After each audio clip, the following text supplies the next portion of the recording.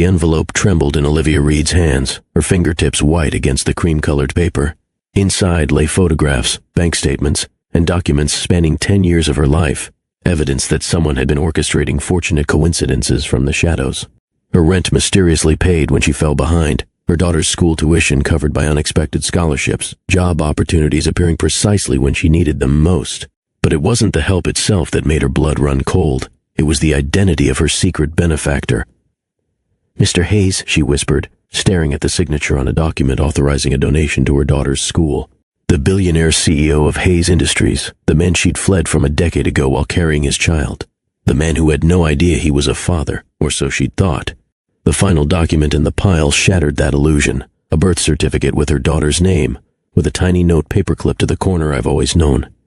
"We need to talk." 10 years of secrets were about to collide with the truth, and nothing would ever be the same. Welcome back to Mr. Ross Story Trail. If you're new here, I share stories with powerful messages about life, love, and redemption. This one might be my most powerful yet, so make sure you're subscribed and have notifications turned on so you never miss a story. Hit that subscribe button right now, and let's dive into today's tale about hidden love, misunderstanding, and second chances. What would you do if you discovered someone had been secretly watching over you for 10 years? Not in a threatening way, but protecting you from afar, removing obstacles from your path, creating opportunities you never knew were orchestrated. Would you feel grateful or violated?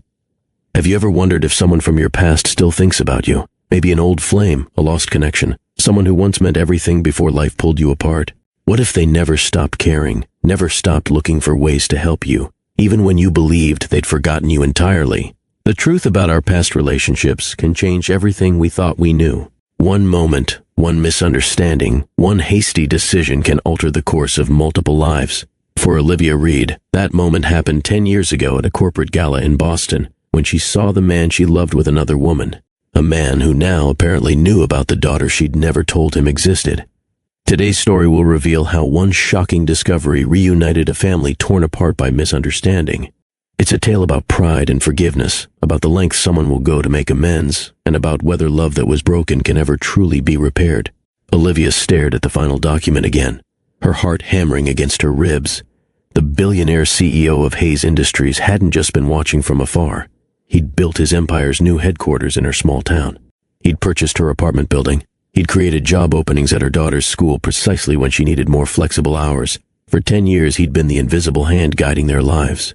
And now, he wanted to meet. Olivia Reed's day began at 4:30 a.m., long before sunrise painted the sky over Meadowbrook. The small apartment was silent except for the soft hum of the refrigerator and her daughter Emma's gentle breathing from the bedroom they shared. Careful not to wake the sleeping 10-year-old, Olivia slipped into her waitress uniform, the first of 2 jobs she'd worked today. By 5:15, she was at Rosie's Diner, brewing coffee and setting up for the morning rush of factory workers and early commuters. The vinyl booths had seen better days, much like Olivia herself. At 32, fine lines had formed at the corners of her eyes, evidence of years spent smiling through hardship, of maintaining optimism when reality offered little reason for it. "Morning, sunshine," called Marge, the 60-something cook who'd taken Olivia under her wing when she'd first arrived in town, visibly pregnant and utterly alone. "You look like you could use an extra shot in your coffee." Olivia managed a tired smile. Emma had nightmares again. "We were up half the night." "That girl's got your imagination," Marge said, sliding a plate of eggs toward her. "Eat." "You're thin enough to disappear when you turn sideways." The morning rush kept Olivia moving until 1 p.m. She'd mastered the art of efficient movement, serving 3 tables simultaneously, remembering complex orders without writing them down, calculating tips in her head. Every dollar counted in her precarious financial balancing act. Between shifts, she had exactly 45 minutes to pick Emma up from school, help her start homework, and leave dinner instructions before heading to her evening administrative job at the community college.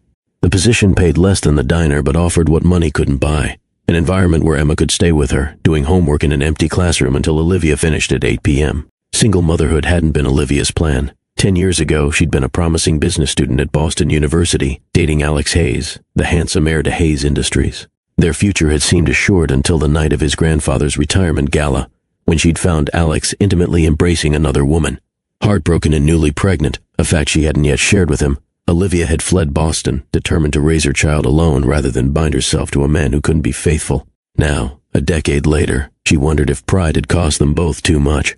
The kitchen cabinet in Olivia's apartment contained a carefully organized system of envelopes, rent, utilities, groceries, Emma's school expenses, medical emergencies. Each payday, Olivia distributed her earnings with mathematical precision, often leaving nothing for herself.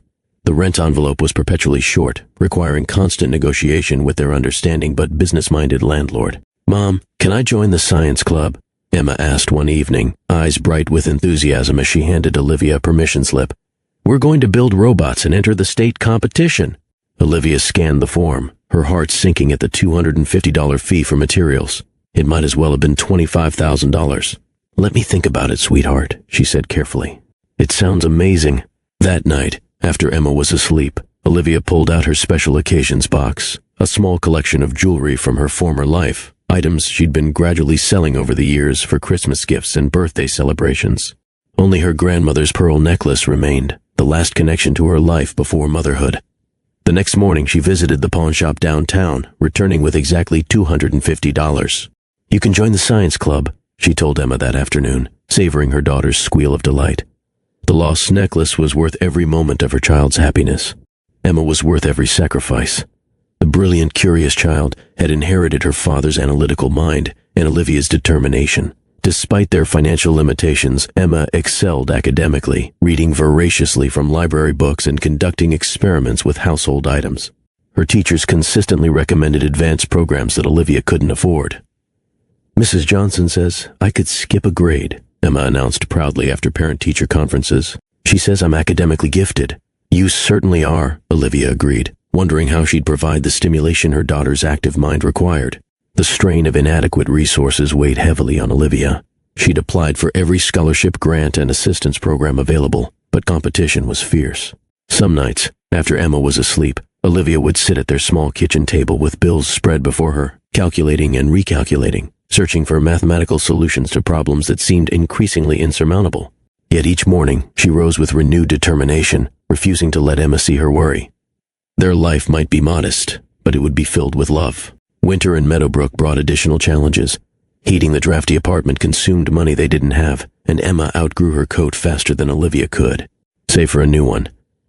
Creative solutions became Olivia's specialty, layering sweaters, heating only essential rooms, making thick stews that provided warmth and nutrition on minimal ingredients. "Mom, why don't we have heat like my friends?" Emma asked one particularly cold evening, her breath visible even indoors.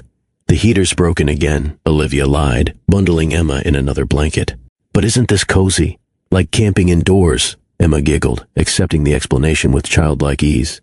"Can we make hot chocolate?" With extra marshmallows, Olivia promised, grateful for her daughter's adaptability. The medical scare came in February, Emma's asthma aggravated by the cold, requiring an emergency room visit that demolished their meager savings. Olivia applied for assistance but faced a mountain of paperwork and delays. Meanwhile, collection notices accumulated. Through it all, Olivia maintained a quiet dignity. She never complained to co-workers, never asked family for help. What little family remained had their own struggles. Instead, she found strength in small victories. Emma's excellent report card, a generous tip from a regular customer, finding day-old bread at half price. "You're the strongest person I know," her friend Rita said one day, watching Olivia calmly handle a particularly difficult customer at the diner. "I would have broken down years ago." Olivia shrugged. "Breaking down is a luxury I can't afford." What no one saw were the rare moments of private vulnerability. Olivia crying silently in the shower, where Emma couldn't hear, the nights she stared at the ceiling calculating. How many more years of this struggle remained before Emma reached college age, the time she allowed herself to wonder what life might have been with Alex, before forcing such unproductive thoughts away.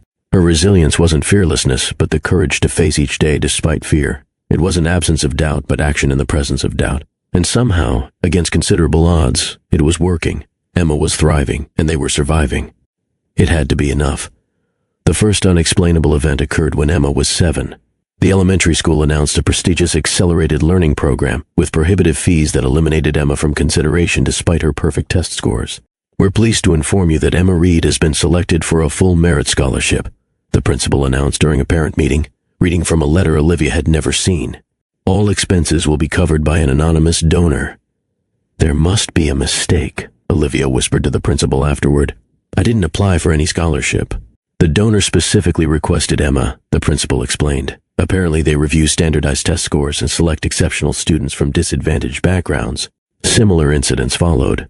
When their ancient refrigerator died, threatening to waste the month's groceries, the landlord replaced it immediately with a new energy-efficient model, claiming a building-wide appliance upgrade that mysteriously affected only their apartment. When Olivia's car broke down, a catastrophe for their carefully orchestrated schedule, the mechanic called with unexpected news. "Your repair's been covered by the Community Support Fund," he explained. "They help essential workers stay mobile." "What Community Support Fund?" Olivia asked. "I didn't apply for anything. Don't know the details, ma'am. Someone just called and paid the bill." The incidents multiplied. Emma received an anonymous donation of a new laptop when her class implemented a technology requirement. Olivia found herself randomly selected for a rental assistance program when medical bills put them behind on payments. The community college discovered additional hours for her position just as the diner reduced her schedule. Each time, Olivia investigated, calling organizations, researching programs, attempting to thank their benefactors. Each time she encountered dead ends and vague explanations about community initiatives or anonymous donors. "Don't question blessings," Rita advised when Olivia shared her suspicions. "Maybe the universe is finally cutting you a break." But Olivia Reed didn't believe in cosmic intervention. Someone was deliberately smoothing their path, creating a safety net she hadn't earned and couldn't see. The help was always just enough, never excessive, never addressing all their needs, but precisely targeted to prevent their most immediate crises. The question that kept her awake at night, who knew enough about their struggles to intervene so effectively? And why maintain anonymity unless they had something to hide, or were someone Olivia wouldn't want to be indebted to? The answer would arrive sooner than she expected, hidden in a cream-colored envelope that would change everything. The realization struck Olivia on a Wednesday afternoon as she sorted through Emma's school folder. Among the usual worksheets and art projects was a glossy brochure for a summer STEM camp, the prestigious one hosted by Hayes Industries that Emma had mentioned repeatedly. A bright yellow sticky note was attached. Emma Reed, full scholarship recipient. Olivia frowned. They hadn't applied for any scholarship. In fact, she gently steered Emma away from even mentioning the camp, knowing the $3,000 tuition was impossibly beyond their reach. She dialed the number listed on the brochure. "Hayes Foundation," answered a pleasant voice. "Hello, there seems to be a mistake. My daughter received notification of a scholarship we never applied for." "Emma Reed, correct?" "There's no mistake. She was selected based on her exceptional science fair project on renewable energy. The foundation has a talent identification program." "Who specifically selected her?" Olivia pressed. "I don't have that information. The selections are made by committee," the woman replied, her tone suddenly more formal. "Would you like to decline the opportunity?" Olivia hesitated. Emma would be devastated. "No, thank you. We accept." As she hung up, Olivia pulled out a notebook and began writing. The scholarship, the apartment repairs, the car, the medical bills mysteriously adjusted, the job hours, the random selection for assistance programs. Each incident, viewed in isolation, could be explained away as good fortune or community support. Together, they formed an unmistakable pattern. Someone with significant resources and detailed knowledge of their lives had been orchestrating these interventions for years. Someone who knew about Emma's asthma, her academic potential, their financial struggles, details no stranger could possibly possess. "Hayes Industries," Olivia whispered, the name leaving a metallic taste in her mouth. The company had established its headquarters in Meadowbrook 5 years ago, revitalizing the struggling town's economy. Olivia had deliberately avoided any connection to the company, taking a longer route to work to bypass their gleaming office tower. She'd never applied for positions there despite their excellent benefits and higher wages, because Hayes Industries meant Alex Hayes, and Alex Hayes was precisely the person she'd fled Boston to escape. Was it possible?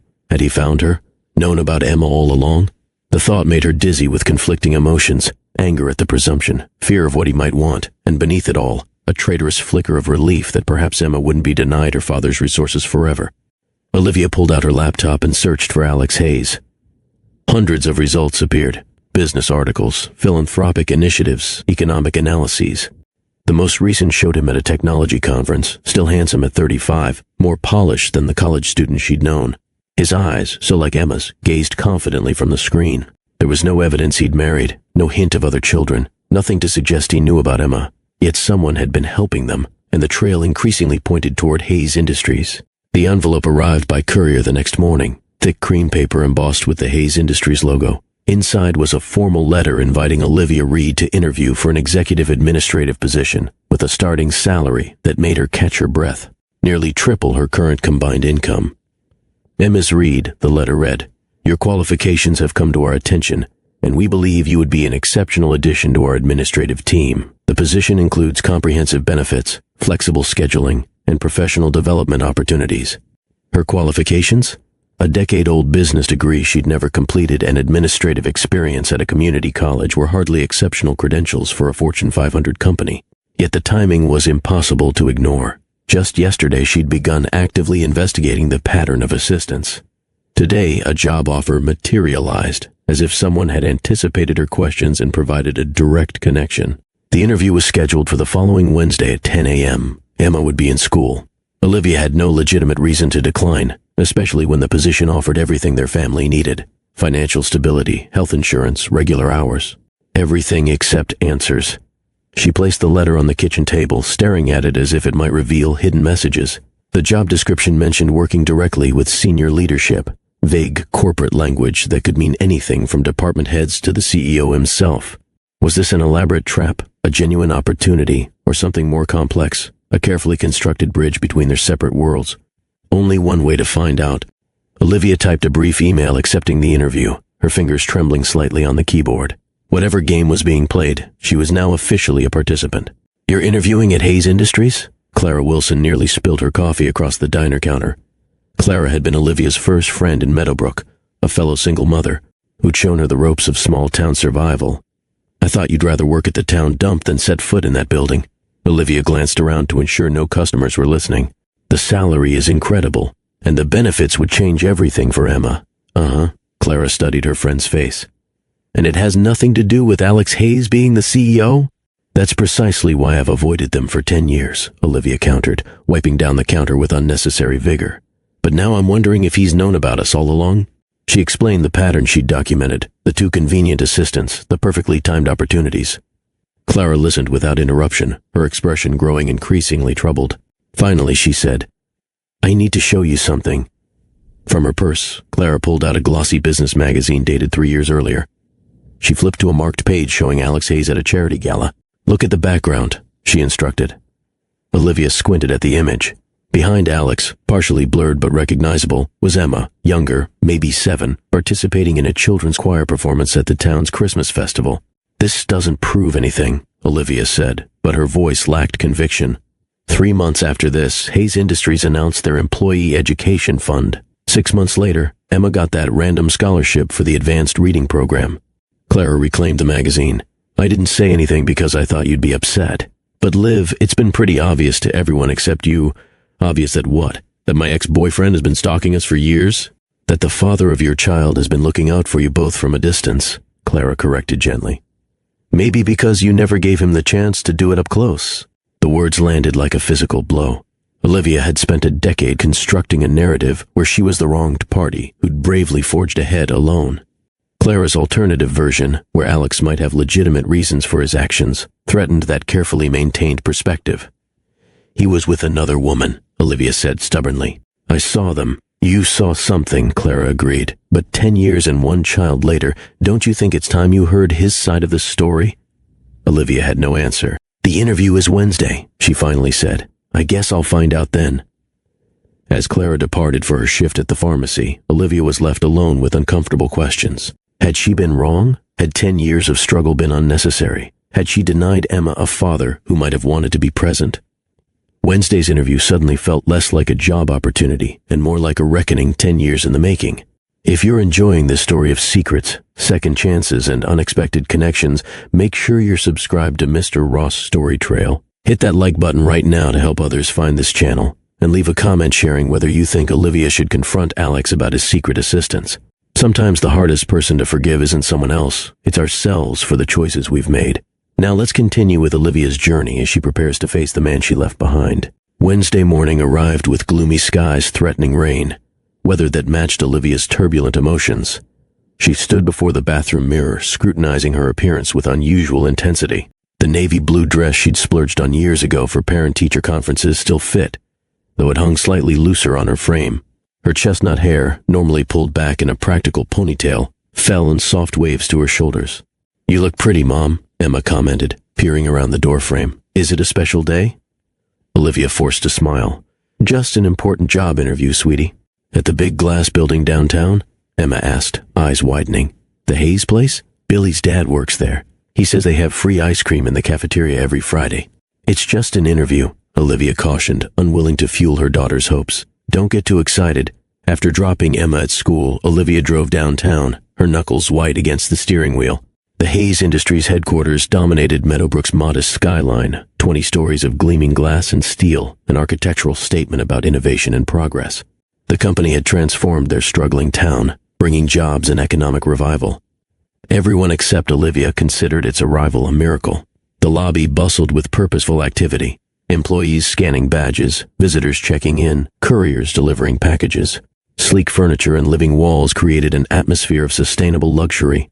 Olivia approached the reception desk, hyper-aware of her thundering heartbeat. Olivia Reed for a 10 o'clock interview, she managed, her voice steadier than expected. The receptionist smiled warmly. Yes, Ms. Reed, you're expected. She handed over a visitor badge. 18th floor. Patricia will meet you at the elevator. The elevator ride gave Olivia precious moments to compose herself. 10 years since she'd seen Alex Hayes. 10 years of raising their daughter alone, building a life separate from his world. 10 years of telling herself she'd made the right choice. When the doors opened on the 18th floor, a poised woman in her 50s greeted her. Miss Reed? I'm Patricia Montgomery, Mr. Hayes' executive assistant. Her assessing gaze was professional but thorough.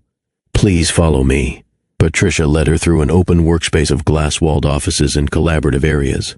Employees glanced up curiously as they passed. Olivia felt bizarrely exposed, as if everyone somehow knew her connection to their CEO. They stopped before an imposing door with Alexander Hayes, Chief Executive Officer, etched on a discreet plaque. Mr. Hayes will conduct the initial interview personally, Patricia explained. He likes to be involved in senior administrative hires. Senior administrative? Olivia echoed, her prepared responses suddenly inadequate. The job description had mentioned administrative support, not a senior position. Patricia smiled thinly. The position involves direct support for executive leadership.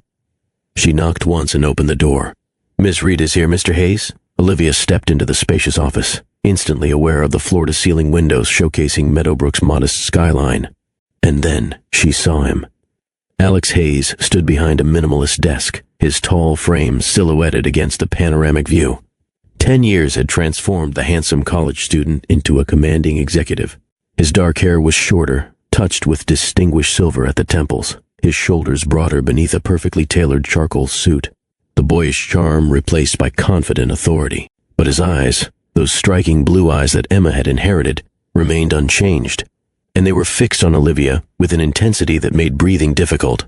Ms. Reed, he said formally, his deep voice betraying no emotion. Thank you for coming. Please, have a seat. Olivia perched on the edge of a sleek visitor chair, acutely aware of Patricia discreetly exiting, closing the door behind her. Alone with Alex for the first time in a decade, the air between them seemed charged with unspoken history. Your resume is impressive, Alex began, gesturing to a file open before him. Olivia nearly laughed at the absurdity. We both know my qualifications aren't why I'm here. A flicker of something. Relief? Amusement? Crossed. His features. Would you prefer we dispense with the pretense? I would prefer honesty, yes. Alex nodded, closing the file. His professional mask slipped, revealing a glimpse of the man she'd once known. It's good to see you, Olivia. The simple statement hung between them, inadequate for their complicated past, yet disarmingly sincere. Why am I here, Alex? She asked directly. This isn't about a job. Actually, it is. He leaned forward, hands clasped on the desk. The position is real. Executive Administrative Coordinator for our Community Outreach Division. The salary and benefits in the offer letter are accurate. And my sudden qualification for this position has nothing to do with our history. His gaze remained steady. I won't insult your intelligence. Your name was flagged in our system because I programmed it to be. But the position exists, and you're genuinely qualified. Our system, Olivia repeated slowly. So you admit you've been tracking me? Not tracking, he corrected. Aware of. There's a difference. And the scholarships? The assistance programs? The conveniently timed opportunities? The rent reductions when I fell behind? Were you aware of those too? Alex rose, moving to a credenza where a coffee service waited. Would you like some? He asked, holding up a carafe. Stop avoiding the question. He poured 2 cups anyway, sliding one across the desk toward her. Hayes Industries has extensive community support initiatives in Meadowbrook. Many residents benefit from them. Don't, Olivia's voice sharpened. Don't pretend this was random corporate philanthropy. Alex sat again, his expression shifting to something more genuine and more pained. What would you have had me do, Olivia? You disappeared. No explanation, no contact information. I searched for months. I saw you with her, Olivia countered, old wounds reopening. At your grandfather's retirement party. You weren't exactly pining for me. Confusion crossed his face, followed by dawning comprehension. Victoria Schaefer, he said slowly. My grandfather's goddaughter. You seemed quite intimate. She was congratulating me on the promotion, Alex explained, running a hand through his hair, a familiar gesture from their past. My grandfather had just announced I would take over as CEO. Victoria was excited for me. There was nothing romantic between us. You were embracing her. She embraced me, he corrected. I was actually trying to find you in the crowd. You'd said you had important news. The memory hit Olivia with physical force. She had planned to tell him about the pregnancy that night. Instead, she'd fled the party, packed her belongings, and disappeared from Boston the next morning. Why didn't you try to explain? She asked, her voice smaller. I did. Alex's eyes darkened with remembered frustration. I called repeatedly. Visited your apartment. You were already gone. No forwarding address, phone disconnected. Your roommate claimed not to know where you'd gone. Olivia looked away, remembering the frantic messages she'd deleted, the pleas she'd ignored in her hurt and pride. I was very angry. You were pregnant, Alex said quietly. The statement fell between them like a stone, rippling through the carefully maintained professional facade of their interaction. Olivia's head snapped up. How long have you known? About Emma? His expression softened at the name. 3 years. Not her name. Not until the school registration records. But I knew you had a daughter who matched the timeline of your disappearance. How? Olivia demanded. The Christmas festival downtown. Your daughter performed with the elementary school choir. I was there for the Hayes Industries community sponsorship. His smile was sad. She has my mother's smile. And my eyes. The magazine photo Clara had shown her. The timing aligned perfectly. So for 3 years, you've known you had a daughter. And instead of contacting me directly, you orchestrated this elaborate surveillance and assistance campaign? Anger edged Olivia's voice. What gave you the right? I had no rights, Alex replied, surprising her with his candor. You made that abundantly clear by disappearing. I respected your choice to raise her without me, while manipulating our lives from the shadows, while ensuring you both had opportunities you deserved, he corrected.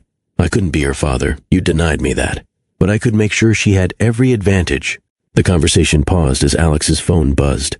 He glanced at it briefly before silencing the device. The interruption gave Olivia a moment to truly observe her surroundings. Alex's office reflected his pragmatic nature. Minimal decoration, functional furniture, 2 framed degrees. A small collection of photographs occupied one corner of his desk, arranged facing him rather than visitors. From her angle, Olivia could see the edge of what appeared to be a family photo. Alex with an older couple, presumably his parents. Another showed him shaking hands with a distinguished elderly man, his grandfather, the founder of Hayes Industries. But it was the third frame that caught her attention. From her seat, she could see just enough. A young girl with dark hair and unmistakable blue eyes. Emma. Without asking permission, Olivia stood and circled the desk. Alex made no move to stop her as she picked up the silver frame. The photograph showed Emma at her school science fair last spring, proudly standing beside her project on renewable energy. Olivia remembered taking Emma shopping for display board materials, staying up late helping her glue charts and arrange her presentation. What she didn't remember was taking this particular photo, or anyone else being there to capture it. You were at the science fair? Her voice barely above a whisper. I attend most of Emma's public school events, Alex admitted quietly. From a distance. I never approach her, never interfere. I just watch. The implication stunned Olivia into momentary silence. While she'd been struggling through single motherhood, believing herself entirely alone, Emma's father had been present all along, an observer from the shadows.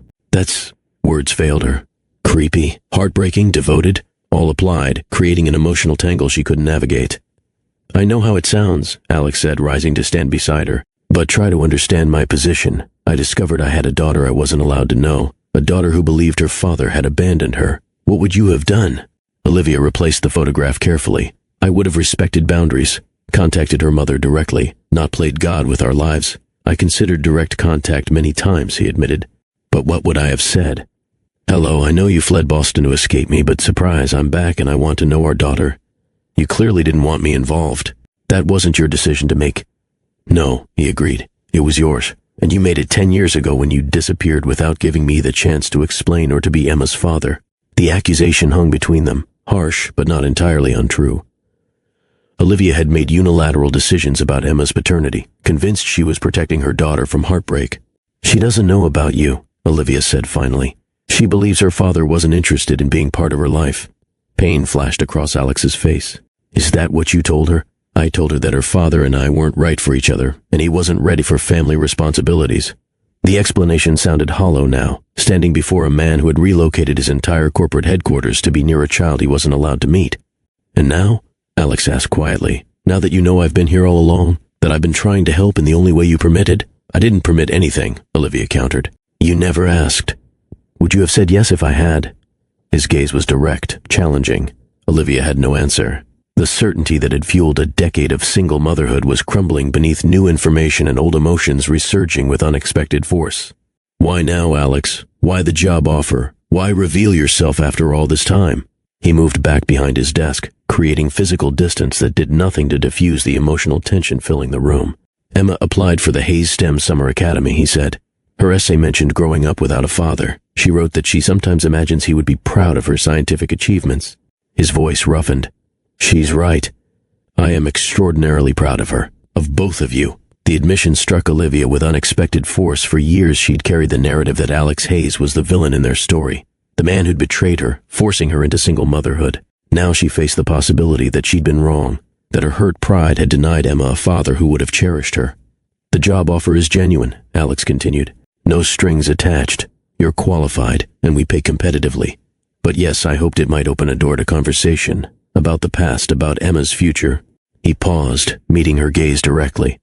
About the possibility of meeting my daughter. The request hung between them, simple words carrying the weight of 10 years of separation and secrecy. Olivia felt cornered by her own past choices, by the consequences that had seemed so justified but now appeared increasingly selfish. I need time, she managed.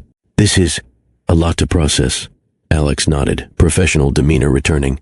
Of course. The position remains open for your consideration. He reached into a drawer and withdrew a business card, writing something on the back before extending it to her. My personal contact information. When you're ready to talk, about the job or about Emma, I'm available. Olivia accepted the card, their fingers brushing momentarily. The brief contact sent an unwelcome shock of familiarity through her system, a physical reminder of connections not entirely severed by time or circumstance. I should go, she said, suddenly desperate for space to think. Alex escorted her to the door, maintaining a careful professional distance. Thank you for coming today, Miss Reed. As Patricia appeared to guide her back to the elevator, Olivia glanced back once. Alex stood framed in his office doorway, his expression unguarded for just a moment, revealing longing, regret, and hope in equal measure. She turned away quickly, her carefully constructed worldview tilting on its axis. The man she'd painted as a villain for a decade had been quietly supporting them all along. The father Emma believed had abandoned her had actually relocated his entire life to remain near her. Everything Olivia thought she knew about their past and their future had just been fundamentally challenged. Olivia drove home from Hayes Industries in a daze, her mind replaying fragments of the conversation with Alex, the photograph of Emma on his desk, his admission of attending school events from a distance, the pain in his eyes when she mentioned Emma believing her father hadn't wanted her. The narrative Olivia had constructed over 10 years of the wronged single mother bravely forging ahead alone was crumbling beneath new revelations. What if she had been wrong? What if a simple misunderstanding had derailed 3 lives? As she pulled into her apartment complex parking lot, she noticed a sleek black sedan idling near the entrance. The driver, a professional-looking woman in a dark suit, stepped out when she spotted Olivia's car. Miss Reed? The woman approached, holding a small package. I've been asked to deliver this directly to you. Olivia accepted the unmarked envelope, watching as the sedan pulled away. Inside her apartment, she locked the door before carefully opening the mysterious delivery. A small silver flash drive tumbled into her palm, accompanied by a handwritten note on Hayes Industries stationery. What I couldn't adequately explain. Review at your discretion. A. For several minutes, Olivia simply stared at the drive, debating whether to proceed. Whatever Alex had compiled would inevitably challenge her understanding of the past decade further. Was she prepared for more revelations? Finally, curiosity overcame caution. She plugged the drive into her laptop, holding her breath as a folder opened containing dozens of neatly labeled subfolders. Boston, 2013 in search, 2013 to 2014. Meadowbrook Foundation. 2. 1015 present Emma. Education Financial Assistance Programs, Medical Support Housing Initiatives, Personal Notes. With trembling fingers, Olivia clicked the first folder. Inside were newspaper clippings about Marcus Hayes' retirement gala, the night she'd fled Boston. Photos from the event showed Alex speaking with various guests, including the moment she'd misinterpreted, Victoria Schaefer embracing him while he looked distracted, clearly scanning the crowd. Another subfolder contained emails between Alex and private investigators, dated mere days after her disappearance. Ms. Reed's family claims no knowledge of her whereabouts. Bank records show account closure and transfer to an institution in the Midwest. Continuing to pursue leads. Update: possible sighting in Chicago unconfirmed. Will expand search parameters to smaller towns within 300-mile radius. Message after message documented a frantic search spanning months, eventually going cold when Olivia changed her name slightly, using her middle name as her last, during her first year in Meadowbrook. She moved to the personal notes folder with growing unease. Inside was a series of dated journal entries. December 15, 2013. Still no word from Olivia. Called her parents again. They either truly don't know where she is or are protecting her. I don't understand what happened. One moment we were planning our future, the next she vanished. Did she see Victoria hug me? Could she have misinterpreted that innocent moment so drastically? I need to find her to explain. February 3, 2014, the investigators have exhausted all leads. I've decided to accept the Chicago office expansion.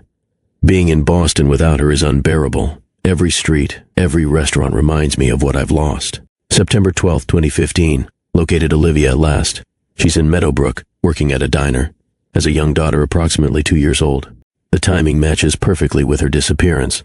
I have a child, a daughter I've never met. Everything has changed. September 14, 2015, I've made a decision. Grandfather is retiring, and I have authority to direct company expansion. Hayes Industries will establish its new headquarters in Meadowbrook. If Olivia won't allow me to be part of my daughter's life directly, I'll ensure they have every opportunity from a distance. Olivia's vision blurred with tears as the reality of Alex's decade-long vigil became clear. Far from forgetting her, he had restructured his entire corporate strategy around being near them. The Meadowbrook Foundation folder revealed the extent of his carefully orchestrated assistance, scholarships created specifically with Emma's talents in mind, housing subsidies designed to help struggling single parents, medical programs that coincidentally covered Emma's asthma treatments. Most shocking was a document titled Education Trust Emma Reed, detailing a fully funded college account containing over $120,000 growing yearly with regular contributions. Olivia closed the laptop, overwhelmed by the magnitude of what she'd discovered. Her hands shook as she poured a glass of water, trying to process the implications. For 10 years, she'd believed herself alone in the struggle to raise Emma, a warrior mother fighting against the odds. The reality was starkly different. They had never truly been alone. Alex had been there all along, removing obstacles and creating opportunities from the shadows. The anger came first, hot and clarifying. How dare he manipulate their lives? What gave him the right to play benevolent overseer? The scholarships, the job opportunities, the housing assistance, all of it felt like violations of her independence, her agency as Emma's mother. Yet beneath the anger lurked an uncomfortable truth. Alex had respected the boundaries she'd established by leaving. He hadn't forced his way into their lives or used his considerable resources to gain custody. Instead, he'd found ways to support them, while honoring her apparent wish for separation. And what of Emma? Olivia sank onto the couch, confronting the most difficult question. Had her pride denied her daughter a father who clearly wanted to be involved? A father who had restructured his entire life to remain close to a child he wasn't permitted to meet? The doorbell interrupted her thoughts. Emma's babysitter stood outside with her daughter returning from an after-school playdate. "Mom, guess what? Jessica's dad works at Hayes Industries, and he says they're building a science center for kids right downtown." Emma bounded inside, backpack swinging. "Can we go when it opens, please?" Olivia froze, wondering how many of Emma's experiences had been invisibly shaped by her father's influence. "We'll see, sweetie. How was school?" Later, after Emma was asleep, Olivia returned to the flash drive, opening folders she hadn't yet explored. In Emma Education, she found detailed reports from Emma's teachers, clearly obtained through Alex's connections to the school board, along with notes about her daughter's academic strengths and interests. One document particularly caught her attention, a report from Emma's third-grade teacher mentioning her fascination with renewable energy. 2 months later, Hayes Industries had launched a grade school initiative on environmental science, complete with specialized classroom materials and guest speakers. In the medical support folder, Olivia discovered the truth behind Emma's free asthma clinic visits. Hayes Industries had established a respiratory health program at Meadowbrook Community Hospital, with specialized pediatric care available regardless of insurance status. The timing coincided exactly with Emma's first serious asthma attack. Most unsettling were the surveillance photos, Distant, respectful images of Emma at school events, sports games, and community activities. In many, Olivia could spot Alex in the background, watching from afar, never approaching. One photo showed Emma receiving an academic award in second grade. From the distance and angle, Olivia could tell Alex had taken it himself. He'd written beneath it, "She has your determination and intelligence." First place science award. I wanted to congratulate her so badly. Tears streamed down Olivia's face as the full weight of what she'd done settled on her shoulders. In trying to protect Emma from potential abandonment, she had prevented her from knowing a father who clearly adored her from afar. The final folder contained just one document, a letter dated the previous week. Olivia. If you're reading this, our meeting has already occurred, and you're likely feeling anger, confusion, and perhaps betrayal. I understand. My involvement in your lives without consent appears controlling and presumptuous. I won't defend my actions except to say they came from love, for the woman who disappeared from my life without explanation, and for the daughter I've watched grow from a distance. I've respected your boundaries for a decade. I've never approached Emma, never revealed myself as her father, never undermined your authority as her mother. I've simply tried to ensure she has every opportunity you both deserve. The choice remains yours. The enclosed drive contains everything, every intervention, every program, every decision I've made regarding your lives. Complete transparency at last. If you wish to maintain separation, I will continue as before, supporting from a distance, watching my daughter grow up from the periphery of her life. The job offer stands regardless, with no expectations attached. If, however, you're willing to consider a different path forward, I would welcome the conversation. I'm having dinner at home tomorrow evening at 7 p.m. The address is enclosed. Come if you wish to discuss what happens next. With enduring respect, Alex. Enclosed was a handwritten address for a lakeside property outside town. Not the ostentatious mansion she might have expected from a billionaire CEO, but a more modest location known for its natural beauty and privacy. Morning found Olivia exhausted from a sleepless night, her mind racing with impossible choices. She moved mechanically through the routine of getting Emma ready for school, making breakfast, checking homework. "Mom, are you okay?" Emma asked, her perceptive blue eyes, so like her father's, studying Olivia's face. "You seem sad." Olivia forced a smile. "Just tired, sweetheart. Big decisions at work." "About the Hayes job?" Emma asked innocently. "Jessica's dad says they pay really well and have ice cream Fridays." Olivia nearly dropped the lunch bag she was packing. "How did you know about that?" Emma shrugged. "Mrs. Montgomery called yesterday while you were in the shower. She said Mr. Hayes wanted to know if you needed more time to consider the position. Patricia Montgomery, Alex's executive assistant. Of course she would have their home number. It's complicated, Em," Olivia managed. "Is it because of my dad?" Emma asked suddenly. The question struck like lightning. "What about your dad?" Emma fidgeted with her cereal spoon. "Jessica says her dad told her that Mr. Hayes looks just like me. Same eyes and everything. And he watches me at school stuff sometimes." She glanced up. "Is Mr. Hayes my dad? Is that why you're weird about the job?" Olivia sat heavily, unprepared for her daughter's intuition. "Emma, who your father is, it's complicated." "So he is?" Emma pressed, suddenly alert. "Mr. Hayes is my dad?" "This isn't a conversation for before school," Olivia hedged. "We'll talk about it tonight, okay? I promise." Emma studied her mother's face for a long moment before nodding slowly. "Okay, but you really will tell me? For real this time?" The question stung with its implication, that Emma had been waiting, wondering, suspecting her mother's evasions about her paternity weren't the full truth. "I promise," Olivia whispered. Tonight, after dropping Emma at school, Olivia called in sick to both jobs and drove to Clara's apartment. "He's been watching us for years," she explained, showing Clara selected documents from the flash drive. "Creating scholarships, paying medical bills, buying my apartment building to lower the rent. Everything." Clara examined the evidence with measured calm. "So he's been the guardian angel helping you all these years. Is that really such a terrible thing? He manipulated our lives without consent, did he?" Clara challenged. "Or did he simply remove obstacles while respecting the boundaries you established by leaving? He never approached Emma, never undermined your authority, never used his considerable resources to seek custody.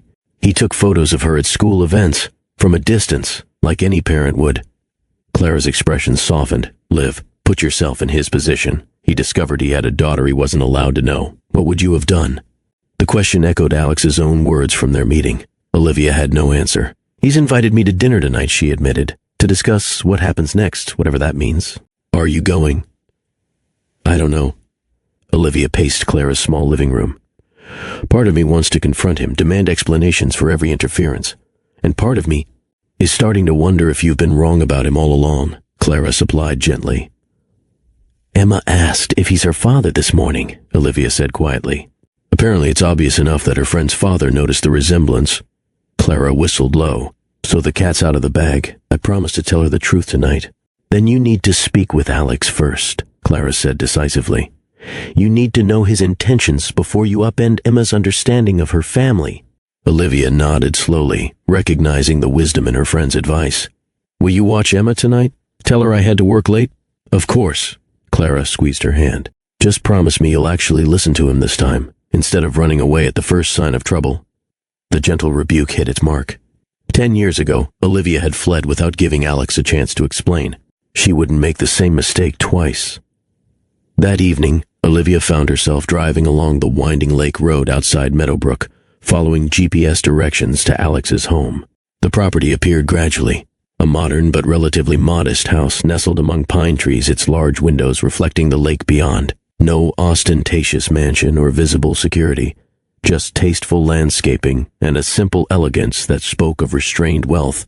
She parked beside Alex's familiar black luxury sedan, her heart pounding as she approached the front door. Before she could knock, it opened, revealing Alex in casual clothes, dark jeans and a simple button-down shirt rolled at the sleeves. More like the college student she'd known than the polished CEO she'd encountered yesterday. You came, he said simply, relief evident in his voice.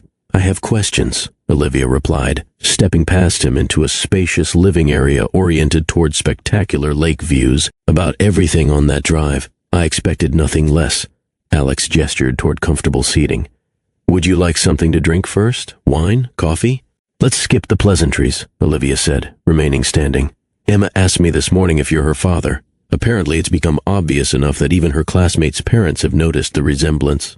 Alex stilled, his expression shifting to careful neutrality.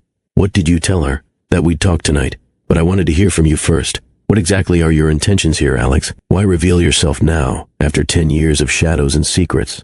Alex gestured again to the seating area, his expression serious. Please, this conversation deserves more than standing in my entryway.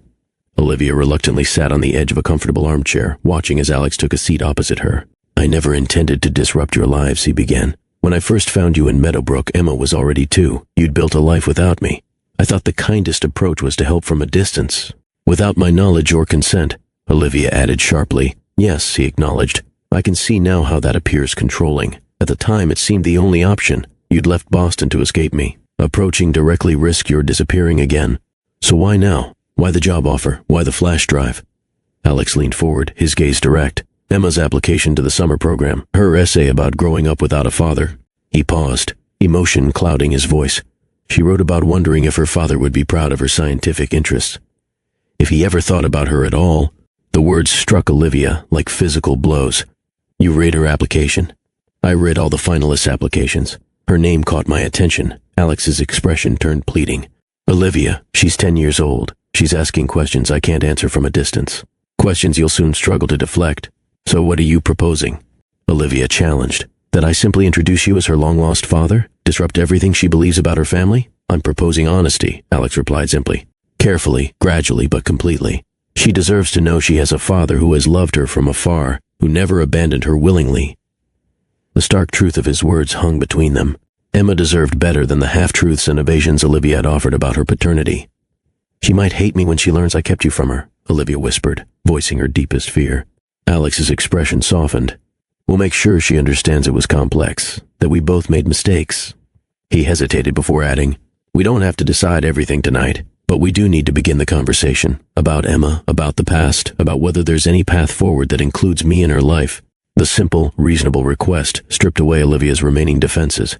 For 10 years, she'd been the sole decision-maker in Emma's life. Now she faced the reality that those unilateral decisions had denied her daughter a father who clearly wanted to be present. I need to know one thing first, Olivia said finally. That night in Boston, were you really just looking for me when I saw you with Victoria? Alex's eyes reflected old pain. I was searching the entire gala for you. When my grandfather's assistant pulled me aside to meet Victoria, I was distracted, anxious to find you. You'd said you had important news. He paused. Was it about the pregnancy? Olivia nodded slowly. I was going to tell you that night. The revelation hung between them. A decade of separation sparked by a simple misunderstanding, a moment of jealousy, a hasty conclusion. Of course, Alex agreed immediately. however much time you need, but please, don't disappear again. If you're enjoying this story about misconnections and second chances, make sure you've hit that subscribe button. Life sometimes gives us unexpected opportunities to correct our mistakes, but only if we're brave enough to face difficult truths. Drop a comment sharing whether you think Olivia should tell Emma about her father, and hit that like button to help others find this channel. Now, let's continue to see whether Alex and Olivia can find a way forward for their family. "Stay for dinner," Alex said, gesturing toward the kitchen. "I'm not a terrible cook. Nothing fancy, just grilled salmon and vegetables." Olivia hesitated. The invitation seemed ordinary, domestic, at odds with the weight of their conversation, yet the normality offered a welcome respite from the emotional intensity. "All right," she agreed, following him to a modern kitchen overlooking the lake. "But I want the whole story, Alex. Everything." Alex nodded, handing her a glass of water. "It began the night of my grandfather's retirement gala. You'd been acting mysterious all week, saying you had important news." He paused, measuring ingredients for a marinade. "I was excited about your news, but also nervous about my own. Grandfather had decided to announce my promotion to CEO that evening, something I hadn't expected for at least another 5 years." "You never mentioned any promotion," Olivia noted, perching on a bar stool at the kitchen island. "I wanted to surprise you after you shared your news." Alex's hands moved efficiently, preparing the meal while he spoke. "The timing seemed perfect. Your announcement, then mine. I thought we'd celebrate both." He described the chaos of that evening. His grandfather's unexpected health episode backstage, requiring emergency medication, the last-minute speech adjustments, the pressure of hundreds of industry leaders watching his every move. When grandfather announced my promotion, the crowd erupted. Everyone wanted to congratulate me, shake my hand, establish connections with the new CEO. Alex's expression darkened with remembered frustration. "But I was searching for you the entire time. You disappeared after the first hour." "I was feeling nauseous," Olivia admitted. "Morning sickness, though I didn't recognize it then. I stepped outside for air. When I couldn't find you, I asked the event staff to check the restrooms, the terrace. No one had seen you." Alex placed the salmon in the oven, turning to face her directly. "That's when Victoria appeared, my grandfather's goddaughter visiting from London. She'd heard the announcement and rushed over, practically tackling me with a hug." "The blonde in the silver dress," Olivia said quietly. "You were holding her waist." Smiling down at her, Alex sighed. She was congratulating me, and yes, she was being overly familiar. Victoria had always been affectionate, and my grandfather had once hoped we might develop a relationship. But I was only being polite while trying to extricate myself to continue looking for you. "It looked intimate," Olivia insisted, the decade-old pain still evident in her voice. "I'm sure it did, especially if you were already emotional about the pregnancy." Alex leaned against the counter. "But Olivia, I was in love with you. Victoria was a family connection, nothing more." The simple declaration hung between them, a truth Olivia had refused to consider 10 years ago, blinded by hurt and hormones. "When I returned to our apartment that night, you weren't there," Alex continued. "I called repeatedly. Your roommate said you'd gone out. By morning, when you still hadn't returned or answered calls, I went to your apartment again. Your roommate seemed confused, claimed not to know where you were." "I asked her to lie," Olivia admitted. "I packed while you were still at the gala. Left that night for my cousin's place in Illinois, with no explanation. No chance for me to clarify what you'd seen." The hurt in Alex's voice was still raw after 10 years. "Do you know what that was like? The woman I loved vanished without a trace. I thought something terrible had happened." Olivia looked away, shame coloring her cheeks. "I was hurt and pregnant and 22. I made an impulsive decision, a decision that shaped 3 lives for a decade," Alex said quietly, without accusation. "I searched for months, Olivia. Hired investigators. Contacted everyone we knew. Your parents claimed ignorance. Your friends stopped returning my calls. My parents didn't know where I was initially," Olivia clarified. "I only contacted them after Emma was born, asked them not to tell anyone from Boston." Alex nodded slowly, turning to check the salmon. "When the trail went completely cold, I had to accept you didn't want to be found. That was the darkest period of my life." Dinner was served on the deck overlooking the lake, the setting sun casting golden light across the water. Despite the serious conversation, Olivia found herself appreciating the peaceful setting, so different from her hectic daily life. "Tell me about finding us," she prompted, sampling the perfectly prepared salmon. "After all that searching, how did you eventually locate us in Meadowbrook?" Alex took a sip of water, collecting his thoughts.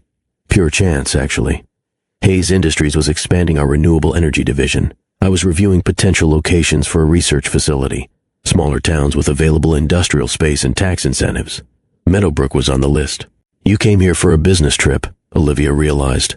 September 2015, he confirmed. I was having lunch at that diner downtown. Rosie's, Olivia supplied. I was working there, yes. I looked up when the bell above the door rang, and there you were.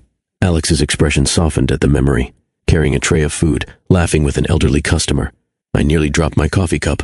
I never saw you, Olivia said, trying to recall that period. I ducked into a booth and watched you through the entire shift. You seemed different, more confident in some ways, more burdened in others.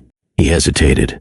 Then a woman came in with a toddler, about 2 years old. You lit up completely, scooped her into your arms. Clara often brought Emma by during afternoon lulls, Olivia remembered. She watched her when I worked doubles. The moment I saw her, I knew, Alex said quietly. She had my mother's chin, my eyes. Even then, the resemblance was unmistakable. Olivia tried to imagine that moment, the shock of discovering not only his ex-girlfriend's location, but also the existence of a child who was clearly his. What did you do? Nothing that day. I paid my bill and left before you noticed me, checked into my hotel and tried to process what I discovered. Alex's expression turned pained. I spent the night looking at baby pictures my mother had sent me over the years, comparing them to mental images of your daughter. By morning I had no doubts. But you didn't approach me, Olivia noted. I almost did, he admitted. I drove back to the diner, sat in the parking lot for an hour, rehearsing what to say. But then I saw you again, working so hard, clearly building a life without me. You'd gone to extraordinary lengths to disappear. What right did I have to disrupt the world you'd created? So instead, you moved your entire company here? Olivia couldn't keep the incredulity from her voice. Alex's smile was rueful. Not immediately. First, I gathered information, basic details, your living situation, Emma's daycare, your financial circumstances. Nothing invasive, he added, seeing Olivia's expression. Just public information any concerned person might notice. And what you discovered, that you were struggling, he said simply, working multiple jobs, living in a deteriorating apartment complex, accessing community resources for Emma's healthcare. You were managing, but just barely. Olivia bristled slightly. We were fine. You were surviving, Alex corrected gently.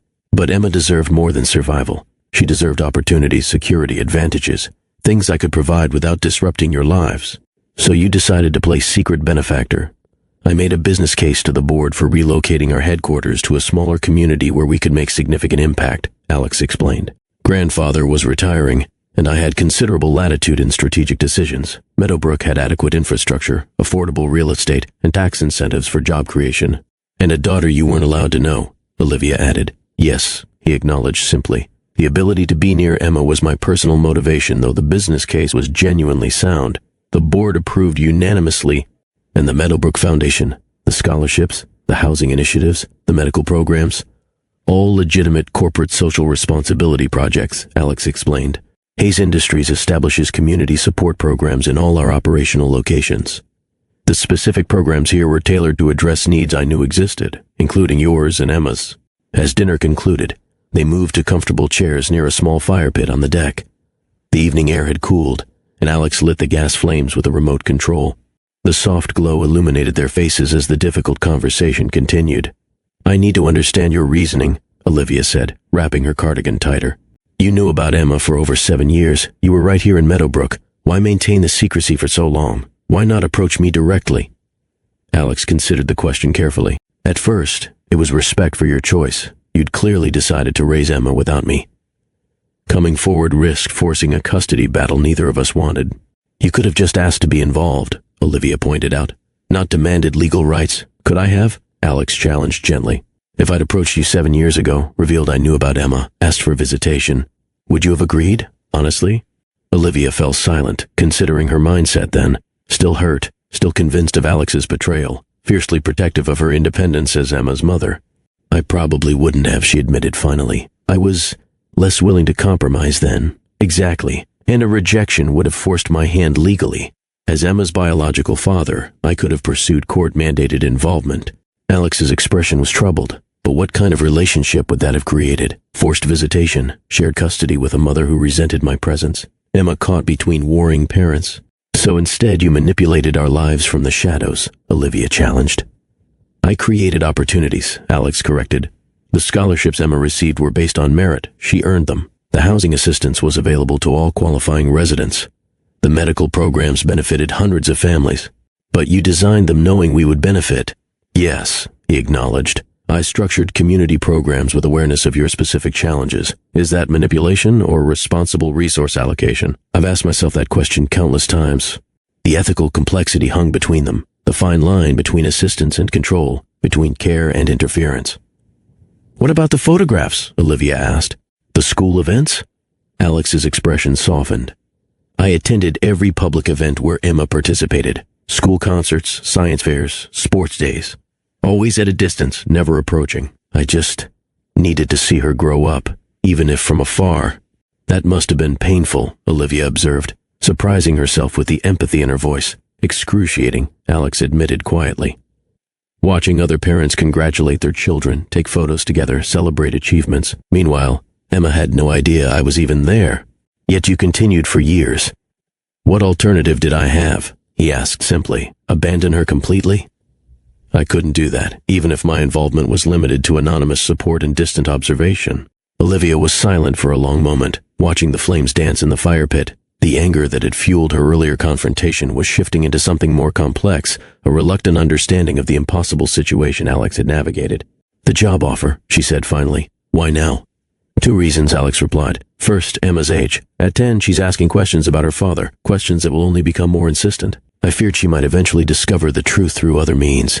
Community gossip, resemblance comments, social media. And the second reason? I was tired, he admitted simply. Tired of watching from a distance. Tired of the elaborate charade. Tired of missing milestones I could never acknowledge. After 10 years, I needed resolution. Either a path toward honest involvement in Emma's life, or a clean break to stop torturing myself with glimpses of what I couldn't have. The raw honesty struck Olivia deeply.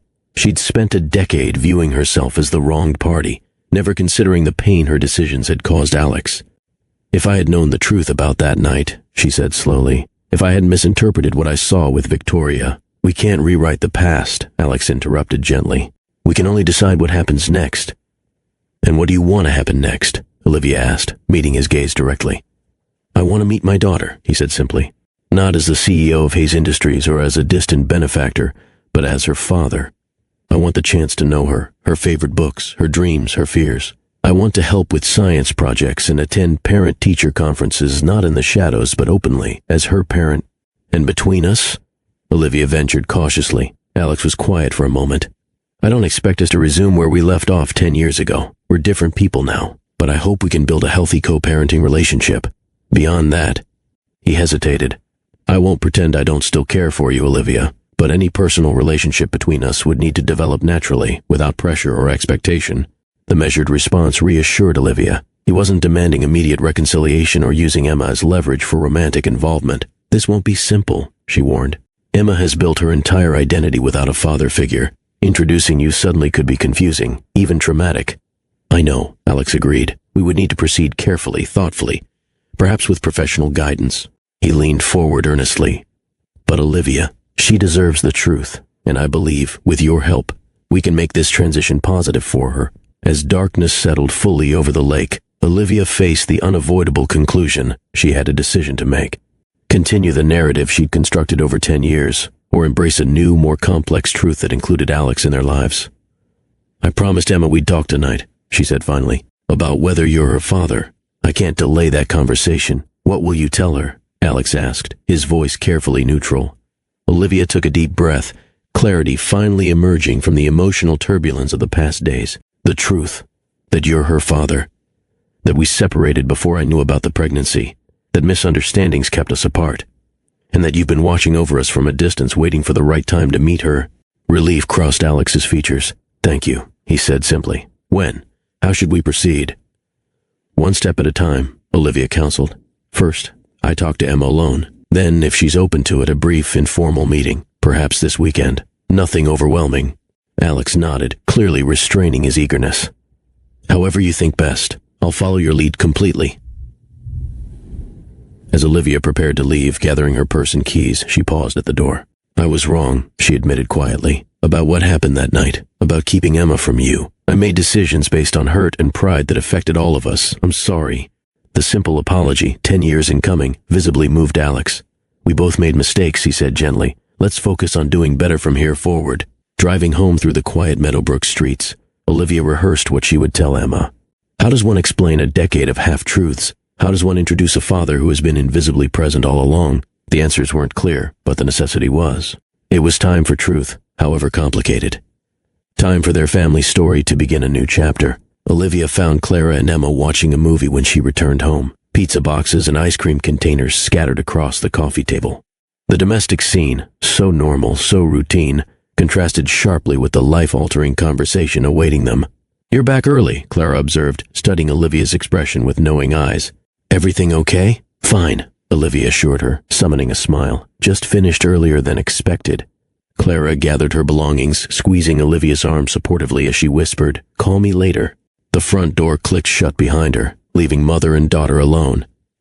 "Did you have fun with Clara?" Olivia asked, settling beside Emma on the couch. "Yeah, we had pizza and watched science documentaries."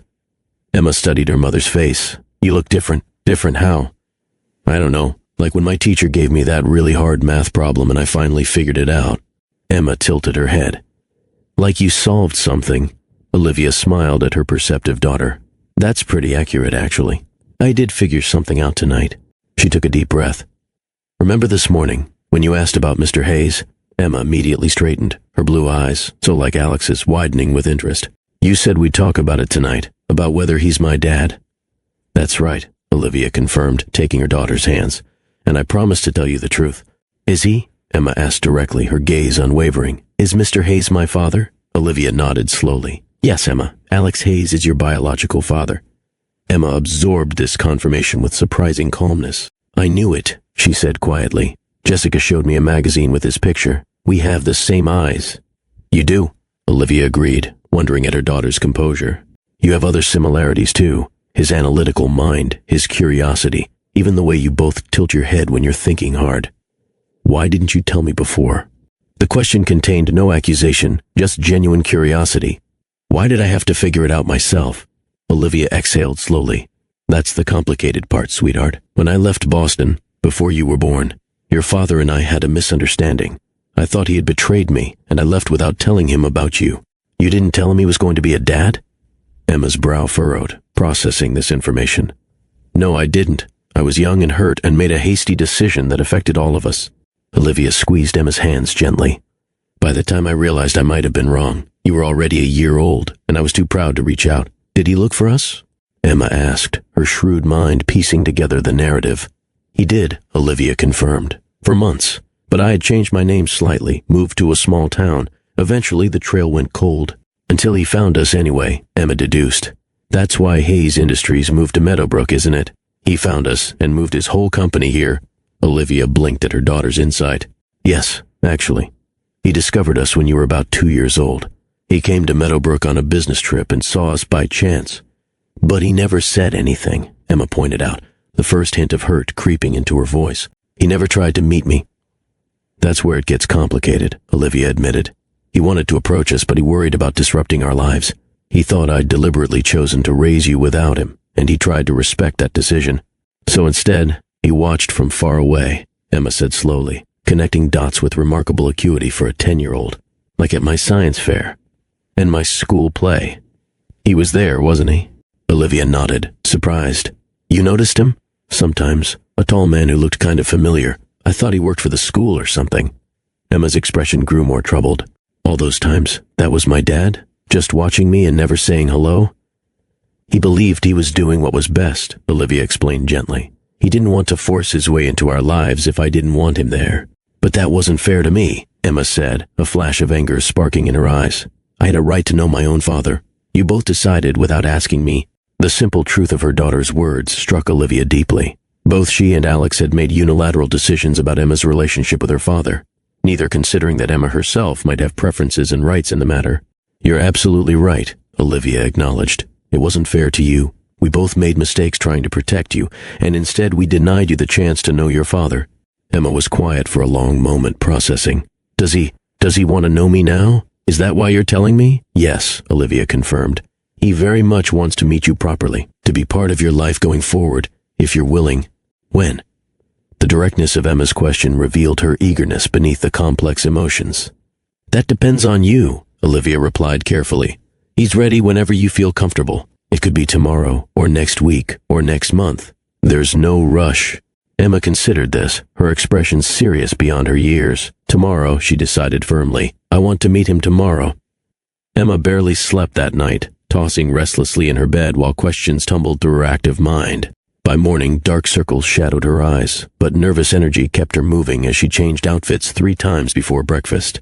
What's he like? She asked, pushing cereal around her bowl without eating. I know he's the Hayes Industries CEO and really rich and smart, but what's he like as a person? Olivia considered the question carefully. He's thoughtful, analytical. You get that from him. He considers problems from multiple angles before making decisions. He's also incredibly determined once he sets a goal. Is he nice? Emma pressed. Yes, Olivia answered honestly. He's kind, generous. He cares deeply about helping others, especially children without opportunities. Like the Hayes Foundation scholarships, Emma noted. I got one for the summer science program. Did he arrange that specifically for me? Olivia hesitated, unsure how much to reveal about Alex's behind-the-scenes involvement in their lives. He's been aware of your accomplishments. The scholarship was based on merit. You earned it. But yes, he made sure opportunities were available to you. Emma absorbed this information with a furrowed brow. That's kind of weird, isn't it? Helping secretly instead of just being my dad? Adults sometimes make complicated choices thinking they're doing what's best, Olivia explained. Your father believed I didn't want him involved directly, so he found other ways to support us. Were you really mad at him? Because of the misunderstanding in Boston? Olivia nodded slowly. For a long time, yes. I believed he'd betrayed me, and that anger made it hard to consider his perspective. And now I understand things differently, Olivia admitted. I realize we both made mistakes that kept us apart unnecessarily. Emma pushed her bowl away, untouched. I'm not sure how I feel, she confessed. Part of me is excited to meet him. Part of me is angry he didn't try harder to find us sooner. And part of me is worried. About what, sweetheart? What if he doesn't like me? Emma's voice suddenly sounded very small. What if I'm not what he expected? Olivia moved around the table, enfolding her daughter in a tight embrace. Emma Reed, listen to me. Your father has watched you from a distance for 8 years, attending your school events, following your accomplishments, supporting your interests. He already adores you. Meeting you properly is his greatest wish. Emma leaned into her mother's embrace. Does this mean everything will change now? Will we move? Will I see him all the time? Nothing will change without your input, Olivia assured her. We'll figure out new arrangements together, as a family. Your feelings matter in this process. As a family, Emma repeated thoughtfully. That sounds weird, but maybe good weird. Olivia smiled, stroking her daughter's hair. Good weird is a perfect description. They chose the lakeside park for the meeting, neutral territory with plenty of space and activities if conversation lagged. Olivia had suggested someplace private, but Emma preferred a public setting. Less pressure, she explained with surprising self-awareness. Alex arrived first, pacing nervously near the code playground. He dressed casually in jeans and a simple button-down shirt, deliberately avoiding the corporate attire Emma might associate with Hayes Industries. When he spotted them walking across the grass, he froze, visibly restraining himself from rushing forward. That's him? Emma whispered, gripping Olivia's hand tightly. That's him, Olivia confirmed. Remember, this is just a short, simple meeting. No pressure. Just a chance to say hello properly. Emma nodded, her steps slowing as they approached. Alex remained rooted in place, allowing them to set the pace of this momentous encounter. When they stopped a few feet away, an awkward silence fell. Hello, Emma, Alex finally said, his voice gentle. I'm very happy to meet you. Officially, Emma studied him carefully, taking in the features she'd begun noticing in her own reflection. The shape of his eyes, the angle of his jawline, the way his eyebrows drew together when concentrating. You've been at my school concerts, she stated rather than asked. And my science fairs. Alex nodded, not denying it. Yes, I've tried to attend all your public events. Why didn't you ever say hello? The direct question, so characteristic of Emma's forthright nature, clearly caught Alex off guard. He glanced at Olivia before answering honestly. I believed your mother had made a decision to raise you without me, and I was trying to respect that choice while still being present in some way. That was confusing for everyone, Emma observed with surprising maturity. You should have just talked to each other. A smile tugged at Alex's lips. You're absolutely right. Adults sometimes make things more complicated than necessary. Mom says I get my analytical brain from you, Emma ventured. Among other gifts, Alex agreed. Your interest in science, your problem-solving abilities, even your determination. And my eyes, Emma added. Everyone always comments on my eyes. Yes, Alex confirmed softly. Those are definitely from my side of the family. My mother, your grandmother, has the same eyes. Emma absorbed this new connection to an extended family she'd never known. Do you have pictures of your family? Alex nodded eagerly. Many, whenever you'd like to see them. The conversation shifted to safer topics. Emma's current science project, her favorite subjects in school, her friends. Alex listened attentively, asking thoughtful questions without overwhelming her. Olivia watched their interaction with a complex mixture of emotions, relief at Emma's apparent acceptance, regret for the years lost, hope for what might develop. As they walked toward the code playground, Emma slightly ahead, Alex whispered to Olivia, "She's even more remarkable up close. You've done an incredible job raising her." "We have a lot to figure out," Olivia cautioned. "This is just the beginning." "I know," Alex agreed, "but it's a good beginning." On the code playground, Emma's initial reserve gradually melted as Alex demonstrated unexpected playfulness, joining her on the swings, helping her navigate the monkey bars, listening with genuine interest to her elaborate plans for a backyard science laboratory. "Mom never lets me do the really good experiments at home," Emma confided. "She says the kitchen isn't designed for chemical reactions." "She's probably right about that," Alex laughed. "But maybe we could find a more suitable space for proper experiments." Emma's eyes lit up. "Really? With real equipment?" Within reason, Alex qualified, glancing at Olivia for approval. "Safety first, of course." "Of course," Emma agreed solemnly, though her excitement remained evident. As their scheduled hour drew to a close, Emma grew noticeably quieter, her initial enthusiasm tempered by the emotional weight of the encounter. "This is a lot to process," Olivia explained gently to Alex. "Maybe we should wrap up for today." Alex nodded immediately. "Absolutely. Emma, thank you for meeting with me. I've looked forward to this day for a very long time." Emma studied him thoughtfully. "Will I see you again soon?" "Whenever you'd like," Alex assured her. "This is entirely at your pace. Maybe next weekend?" she suggested. "You could show me those family pictures." The simple request, evidence of Emma's willingness to continue building a relationship, visibly moved Alex. "I'd like that very much." As they prepared to part ways, Emma surprised both adults by stepping forward and offering Alex a quick, awkward hug. "Thanks for coming to my science fairs," she said quietly. "Even if you didn't say hello." Alex returned the embrace carefully, his expression reflecting wonder and gratitude. "I wouldn't have missed them for anything in the world." Walking back to their car, Emma was unusually quiet, processing the momentous encounter. "What did you think?" Olivia finally asked. Emma considered the question with characteristic thoughtfulness. "He's different than I imagined," she admitted. "All these years when I thought about my dad, I pictured someone who didn't care enough to find us. But he did find us. He just stayed away because he thought that's what you wanted." "Yes," Olivia acknowledged. "We both made mistakes that kept you apart." "He seems nice," Emma continued, "and he really does know a lot about science. He understood my solar energy project better than my teacher did." Olivia smiled. "He's always been brilliant that way." "I think," Emma hesitated, "I think I might want to know him better. Is that okay?" "More than okay," Olivia assured her. "It's wonderful." As they drove home, Emma gazed out the window, her expression contemplative. "Everything's going to be different now, isn't it?" "Some things will change," Olivia admitted. "But the important things, how much I love you, our home, your friends, those stay the same. We're just adding something new to our lives, not taking anything away." Emma nodded, apparently satisfied with this explanation. "Mom, did you ever love him? My dad?" The unexpected question caught Olivia off guard. "Yes," she answered honestly. "Very much once." "And now?" Olivia considered her complex feelings, the anger fading, understanding growing, and something else stirring beneath the surface. "Now, we're focusing on being good parents to you. The rest is complicated." "Adults always say that when they don't want to answer," Emma observed with a knowing smile. "But that's okay. I can figure things out for myself." Looking at her remarkable daughter, perceptive, resilient, and wise beyond her years, Olivia had no doubt that was true. The weekend after Emma's first meeting with Alex became their unofficial starting point, the beginning of carefully structured family time that evolved over subsequent months. What began as tentative 2-hour visits expanded gradually to full afternoons, then entire weekend days filled with activities that allowed them to discover each other in natural settings. Alex proved remarkably patient, never pushing for more time than Emma seemed comfortable with, never attempting to buy her affection with extravagant gifts. Instead, he focused on meaningful connections, helping with science homework, teaching her to play chess, sharing stories about his own childhood and the grandparents she'd never met. "My dad knows everything about renewable energy," Emma announced proudly to Olivia after returning from their third outing, a visit to Hayes Industries' research facility. "He let me see the solar panel prototypes they're developing. They're super efficient, like 30% better than regular ones. The casual use of my dad didn't escape Olivia's notice. The term had appeared naturally in Emma's vocabulary around the third week, without fanfare or discussion.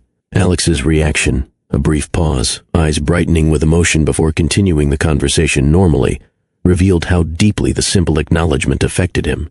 By the second month, they established a comfortable routine: Wednesday evening homework sessions at a local cafe, Sunday afternoons for longer activities. Alex attended Emma's school events openly now, sitting beside Olivia at band concerts, applauding enthusiastically at science competitions, introducing himself to teachers as Emma's father. "Is this weird for you?" Clara asked Olivia one afternoon as they watched Emma and Alex deeply engaged in building a model wind turbine at her kitchen table. Sharing parenthood after doing it solo for so long.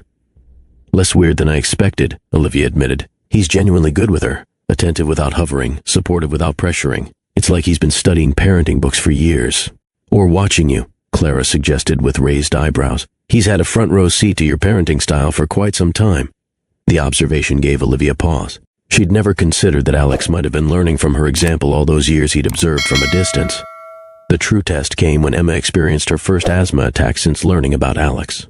Olivia called him from the emergency room out of instinct rather than obligation. He arrived within 15 minutes, face drawn with concern but manner calm as he sat beside Emma's bed, distracting her with science riddles while medication took effect.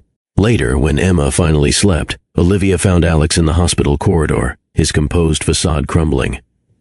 "I've watched her struggle with breathing issues since she was 4, he said quietly. "Always from a distance, never able to comfort her directly. This was different. This is what real parenting feels like," Olivia told him gently. "The terrifying parts along with the good ones. Thank you for calling me," he said, emotion evident in his voice, "for not handling it alone." "We're co-parents now," Olivia replied simply. "That means sharing everything, even the scary moments." Something shifted between them that night in the sterile hospital corridor, a deeper understanding, a mutual acknowledgement that their separate approaches to parenting were merging into something new and potentially stronger than either could have created alone. While Emma's relationship with Alex flourished with the natural resilience of childhood, the adult relationship required more deliberate reconstruction. Trust, once broken, couldn't be instantly restored, particularly after a decade of separation built on misunderstanding. The process began with practical matters: coordinating schedules, discussing Emma's educational needs, agreeing on approaches to discipline and expectations. These concrete conversations provided neutral ground where they could practice communication without venturing into more emotionally charged territory. "Emma mentioned you're considering the private STEM academy for middle school next year," Alex said one evening, as they waited for Emma to gather her belongings after a science club meeting. "She's interested in their accelerated math program," Olivia confirmed. "But the tuition is significant, even with financial aid." "I'd like to cover her educational expenses," Alex offered carefully. "All of them, without restrictions." Months earlier, such an offer might have triggered Olivia's pride and independence. Now she considered it thoughtfully. "That would be a tremendous help," she acknowledged. "But I'd still want to contribute what I can." "A partnership," Alex suggested. "That seems appropriate." These small, successful negotiations built a foundation for addressing more personal matters. During Emma's overnight school trip to the state capital, they found themselves sharing dinner at a quiet restaurant downtown, their first meal alone together since reconciling. "I accepted the position at Hayes Industries," Olivia mentioned as they reviewed menus. "The community outreach coordination role." Alex looked up, clearly pleased but careful not to overreact. "That's wonderful. The team will be fortunate to have you." "I need to be clear," Olivia added, "that I want no special treatment, no accelerated promotions, no favoritism. I want to succeed or fail on my own merits." "Absolutely," Alex agreed immediately. "Though I should mention I'm not directly involved in community outreach operations. You'll report to Victoria Schaefer." Olivia nearly choked on her water. "Victoria? From Boston?" "The very same," Alex confirmed with a small smile. "She's our global community impact director now. Quite brilliant at it, actually." "That's..." Olivia searched for words. "Surprisingly fitting, I suppose." "The universe has a peculiar sense of humor," Alex observed. The conversation shifted to Emma, their safest common ground, before gradually venturing into personal territory. Alex's decade running Hayes Industries, Olivia's experiences as a single mother, mutual acquaintances from their Boston days. By dessert, they were sharing genuine laughter over memories of their college years. "I've missed this," Alex admitted as they walked to their cars afterward. "Just talking with you. You always had a unique perspective on things." "I've missed it too," Olivia acknowledged. More than I realized. The evening marked a turning point, not a romantic reconciliation, but the rekindling of a friendship that had once been the foundation of deeper feelings. They began occasionally meeting for coffee between Emma's activities, discussing books they'd both read, debating current events, rediscovering intellectual compatibility that had been overshadowed by past hurt. Trust rebuilt gradually through consistent actions rather than dramatic gestures. Alex never overstepped boundaries Olivia established regarding Emma's schedule. Olivia made efforts to include Alex in parenting decisions that previously would have been hers alone. They developed a text message shorthand for coordinating Emma's increasingly busy calendar, a private language of CO parenting that reflected growing mutual respect. "You seem different," Clara observed after witnessing an easy exchange between them at Emma's birthday celebration, less guarded with each other. "We're figuring it out," Olivia replied simply. "One day at a time." 6 months into their new family arrangement, a minor crisis provided unexpected opportunity for growth. Emma, testing boundaries as all children eventually do, played her parents against each other, telling Alex that Olivia had approved an overnight coding camp when no such permission had been granted. When the misunderstanding came to light, Emma faced her first experience of united parental authority. "I thought having two parents would mean more chances to get what I want," she grumbled during the resulting family meeting in Olivia's living room. "Not twice the trouble." "That's not how partnership works," Alex explained gently. "Your mother and I may have different perspectives sometimes, but we communicate with each other and present a united front on important matters." "We failed to communicate once before," Olivia added meaningfully. "We learned the hard way how much damage that can cause." Emma studied their serious expressions. "This isn't just about the coding camp, is it?" "No," Olivia admitted. "It's about learning from our mistakes. Your father and I let poor communication destroy our relationship once. We're trying to model better habits now." "The camp sounds like a valuable experience," Alex added, "but the dishonesty undermines our trust. That's the real issue here." Emma absorbed this with characteristic thoughtfulness. "So if I just asked you both directly..." "We might have agreed," Olivia confirmed. "But now we need to address the broken trust first." The conversation evolved into a broader discussion about honesty, forgiveness, and rebuilding relationships, themes that resonated deeply with their family history. "When someone makes a mistake," Alex explained, "rebuilding trust takes time and consistent effort. It's not fixed with one apology or one good deed." "Like you and Mom," Emma observed. "You're still working on trusting each other, aren't you?" The perceptive question hung in the air. Olivia and Alex exchanged glances, silently acknowledging the truth in their daughter's assessment. "Yes," Alex answered honestly. "Trust is earned through consistent actions over time. Your mother and I are still on that journey. But we're committed to it," Olivia added, "because that's what families do. They work through difficulties together." Later, after Emma had gone to bed, Alex lingered in the doorway of Olivia's apartment. "She's remarkably perceptive," he observed, "noticing we're still rebuilding trust." "She gets that from both of us," Olivia acknowledged. "The ability to see beneath the surface." "Do you think we're making progress?" Alex asked quietly. "With trust?" Olivia considered the question seriously. "Yes," she finally said, slowly but genuinely. "You've been consistently reliable, transparent about your intentions, respectful of boundaries." "And you've been incredibly generous," Alex replied, "allowing me into Emma's life after so many years, finding ways to include me in decisions, being willing to reconsider your perspective on our past." The moments stretched between them, filled with unspoken possibilities. "Second chances are rare," Olivia said softly. "I'm glad we found ours for Emma's sake." "Just for Emma's sake?" Alex asked, his gaze steady. Olivia smiled slightly. "That remains to be seen. We're still writing this chapter."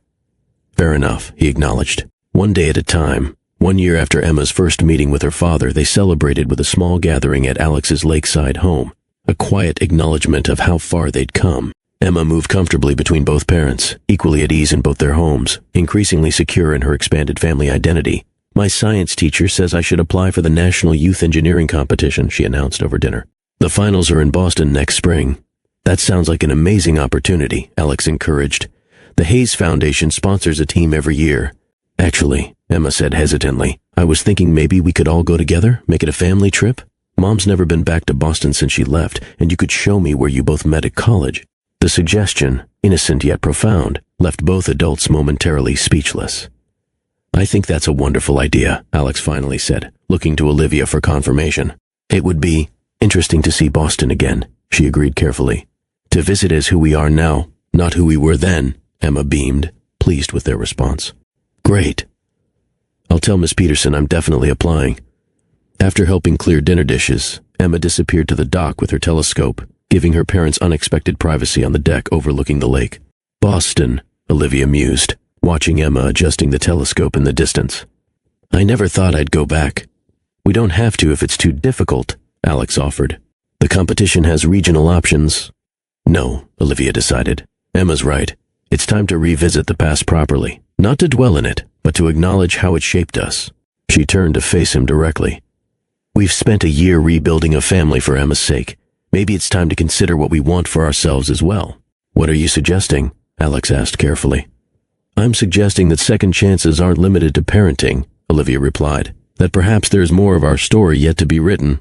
Alex studied her face, hope and caution balanced in his expression. Are you sure? There's no rush, Olivia. We've come so far already. Life rarely offers perfect timing, she observed. 10 years ago, we let misunderstanding and poor communication separate us. We've spent the past year learning to do better, to talk honestly, to listen fully, to consider perspectives beyond our own. And you think we're ready to explore something beyond co-parenting? Alex asked. I think we're ready to stop pretending we're just Emma's parents with no history or potential future of our own, Olivia clarified.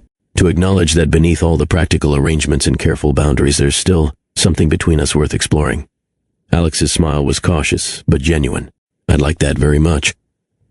Slowly, Olivia cautioned. One step at a time. Always, he agreed. We have all the time in the world to get this right. As they turned to watch Emma on the dock, her silhouette framed against the setting sun as she gazed at distant stars, Olivia reflected on their extraordinary journey. From misunderstanding to separation, from secret assistance to open reconciliation, they had traveled a path few families could imagine. Yet here they stood, not despite their challenges, but because of them. Stronger for having faced difficult truths, more appreciative for having experienced loss, more intentional in their communication for knowing its value.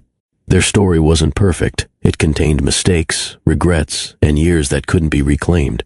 But it also contained resilience, forgiveness, and the courage to begin again. Qualities that transformed their broken past into a foundation for something new and potentially beautiful. Isn't it amazing how life can offer second chances when we least expect them? If you've enjoyed this story of forgiveness and family reconciliation, hit that subscribe button now to join our storytelling community. Every like helps this channel grow, and your comments inspire future stories. Have you ever experienced a misunderstanding that changed the course of your life? Share your thoughts below. Remember, sometimes the greatest growth comes after our biggest mistakes, but only if we're brave enough to face the truth and begin again. Join me next week for another powerful story that might just change how you see the world around you. 10 years lost to a single misunderstanding. When we step back and examine Olivia and Alex's journey, this simple truth emerges with striking clarity. One misinterpreted moment at a corporate gala, a congratulatory embrace mistaken for betrayal, set in motion a decade of separation that affected not just two young lovers, but eventually their child. What might have happened if Olivia had confronted Alex that night instead of fleeing? If she had asked directly about the woman in the silver dress? If she had shared news of her pregnancy despite her hurt feelings? What if Alex had searched more persistently? If he had found them sooner? If he had approached Olivia directly upon discovering them in Meadowbrook instead of orchestrating assistance from the shadows? The answer is simple, yet profound. 10 years of unnecessary struggle could have been avoided through honest communication. How often do we make similar mistakes in our own lives? How frequently do we assume the worst about others' intentions rather than seeking clarification? How commonly do we make life-altering decisions based on incomplete information? The story of this family reminds us that assumptions are poor substitutes for conversations. That pride often prevents us from asking the questions whose answers might heal us. That fear of vulnerability can keep us isolated when connection might save us. The most dangerous misunderstandings aren't usually about facts, but about intentions. Olivia didn't simply misinterpret what she saw. She assigned meaning to it based on her deepest insecurities. Alex didn't merely respect Olivia's boundaries, he projected his own fears onto her actions, assuming rejection where there might have been opportunity for reconciliation. These psychological missteps changed 3 lives fundamentally. Emma grew up without her father's physical presence. Olivia struggled financially and emotionally as a single mother. Alex lived with the knowledge of a daughter he couldn't openly claim, all because 2 people who loved each other failed to communicate honestly at critical moments.